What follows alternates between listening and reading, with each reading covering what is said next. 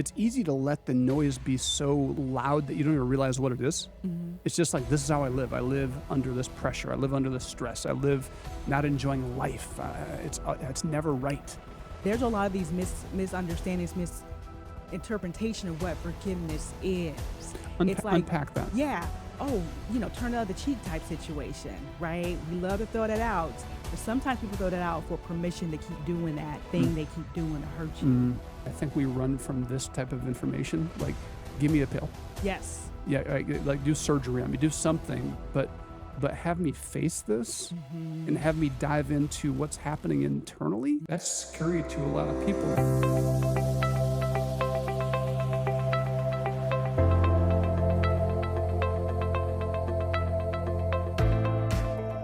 Welcome to the 5-Star Life Show. I'm your host, Coach Seth, and I've got a special guest in the house, Cherri Kulp with Unearth Coaching. Thanks so much for joining me today. Thank you for having me. So, Cherri, we've talked about something that you're diving into right now. You're studying forgiveness, and this is something that you didn't just stumble upon. It's like recognizing, like, I need this. I need to Yes. dive in and learn this, which I love that, and I applaud you Thank because, you. and I know that's what you do with life.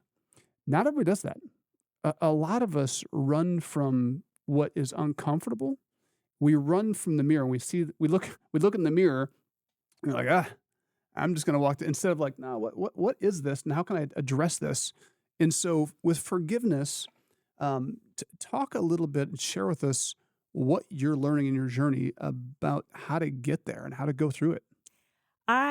Right now, what I'm learning is to your point about people run away from things that are challenging.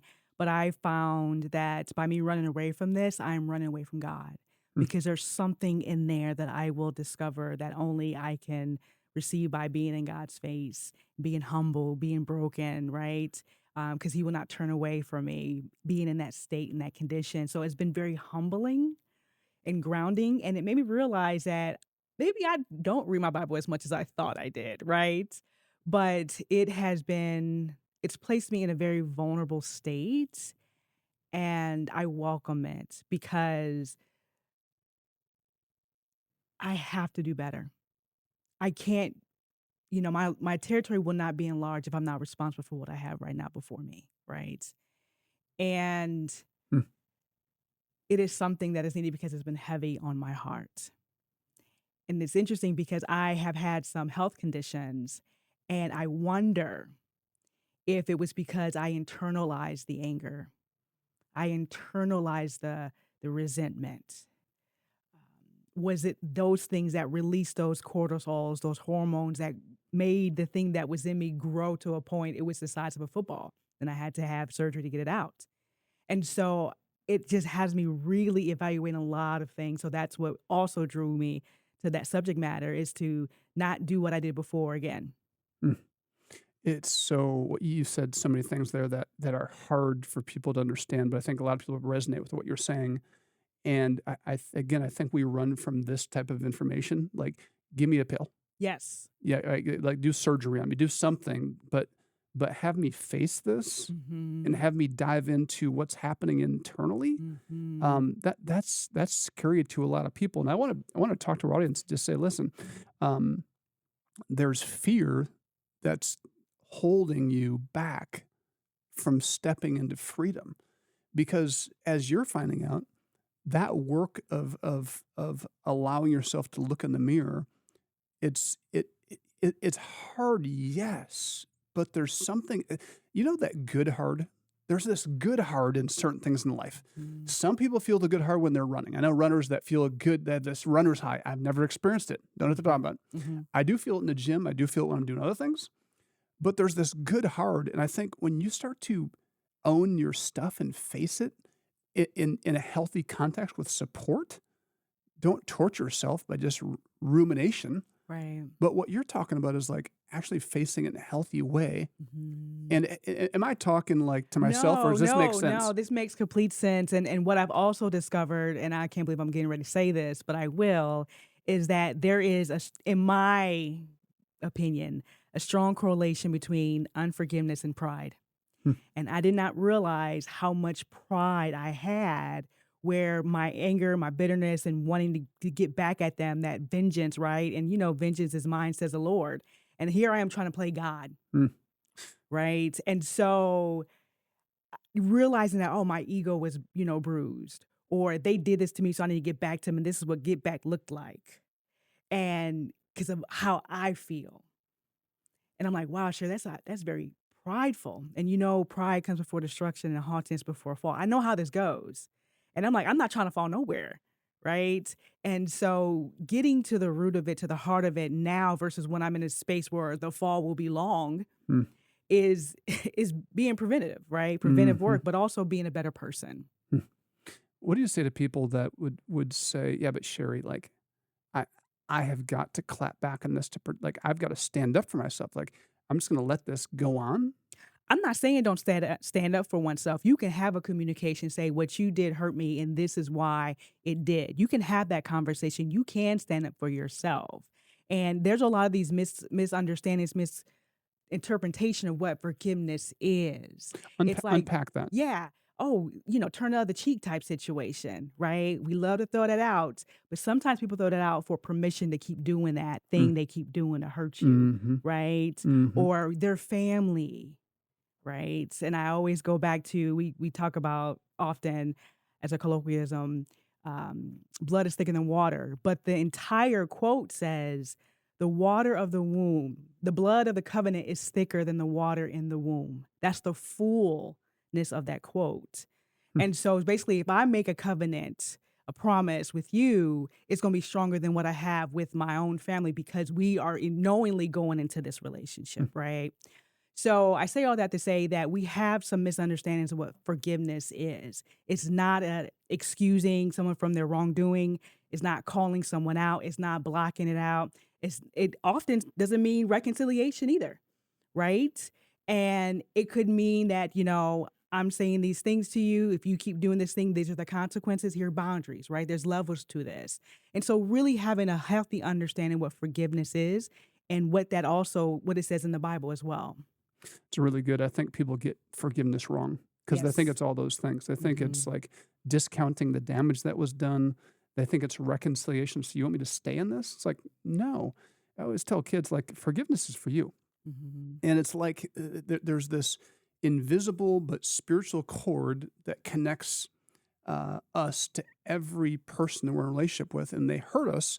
There's this negative pull we're attached that's still hurting us. Forgiveness is like unplugging. Mhm. It's Mhm. saying, I'm letting this go. Right. I'm And giving someone space when God turns their heart to come to you and you be in a position to receive that apology or whatever that is that they're sharing to resolve that thing, right? And so if we're so caught up in our emotions, energy, emotion, that we're blinded by our rage, we can't create a psychologically safe space for someone to come and offer that apology. and we then set ourselves up for we enter a cycle Yeah. because this now that I'm holding on to, when I bump into somebody else that does something or I smell something or I hear something that sounds familiar, it's now a trigger and now the wound grows. The Yes. pain deepens and it Yes. continues to grow. Yes, and we've talked about this, the faulty neuroception, right? How we look at the environment through a faulty lens because of the compounded trauma that we've experienced or the unresolved issues that didn't have the space to just receive closure. So yes, we do scan the environment based off of our experiences, but if you handle forgiveness and have a true and healthy understanding what forgiveness is, you can enter into a new relationship with hope and excitement. Mm, it's really good. I think we need more hope and more excitement in our Yes. lives, in our world. Yes. You think about your relationships, think about at home, at work, everywhere. And this is the stuff that holds us back. Okay, so we're going to take another quick break here, but when we come back, I want to hear some of the tips or solutions or things that you're doing that you've learned that can help us. And I want you to talk a little bit about like the impact forgiveness has on our bodies. You touched on that a little bit. I want to learn more about that. At this break, again, if you can please go to our website and just get involved with Five Star Life. Some of you have been listening to the show for a long time, and you have never got involved, you've never been on a tour of our 400-acre innovative learning facility, you haven't got involved volunteering, maybe you've never donated. And I just want to encourage you, like this dialogue that we're having now, this is the stuff we're talking to kids about. And as they start to latch onto these things at a young age, they're so equipped to not go through life the same way maybe we did and with those same types of pains. So, anyways, I really want to encourage you to check us out online, and also be sure to like this, subscribe to this, and we'll be right back after this.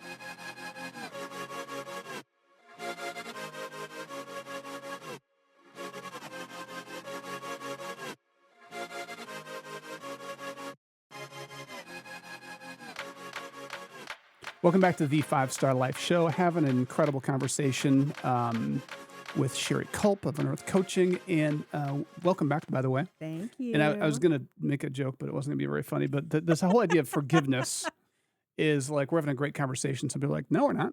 No, I don't like this. But they're still listening because it's really good. And I think this segment's going to kind of bring it home. Um, you mentioned kind of in passing that you thought you're questioning like are some of the health things going on with me a result of unforgiveness? Unpack that. Yeah. The body is an amazing, beautiful, complex, complicated machine. And I am not a scientist or a biochemist by any stretch of the imagination, but I'm reading a lot of books. So I am learning how certain chemicals are released within our bodies that put us in those fight, flight, freeze, fawn environments for a reason, right? They're only supposed to be short term. And so when we get out of that environment, if we've been in an environment for a couple of minutes or longer, like decades, I'm just speaking from my experience, it's been decades. Coming out of that and reflecting on those moments, it's like I'm getting back in the DeLorean. For those who don't know, that's Back to the Future. That's the car that they got in to go back into the past. Okay. So I would go back in time travel and feel the same emotion. Hmm. It would rise up like I was there, teleported to that time, date, and location, the smells and everything, and so my body's releasing the same chemicals, even if I'm retelling the story to my friends, or whomever, and I'm in that state, that condition, Yeah. and that's not healthy because we're not supposed to be in those states for a prolonged period of time, and there's studies that show that it increases heart rate, cardiovascular diseases, mental health, all these other social determinants of health, suicide, and all these other things, drug use. We talked a little bit about that earlier, and so I believe that because I wasn't given the vocabulary on my emotions, that's why I dove into emotional intelligence because I feel like the first step is to be aware of what are the emotions that are inside of me right now Hmm. and why. Let's get to the root of it. Earlier, I showed you the emotional wheel and how there's layers to it. Let's get to the heart of it. Let's not just get to the surface. Hmm. And so, really understanding what that emotion was and why it was there and is this healthy for me to stay in this? My brother would tell me this, and even often he said, that served you then, but it doesn't serve you now. Right.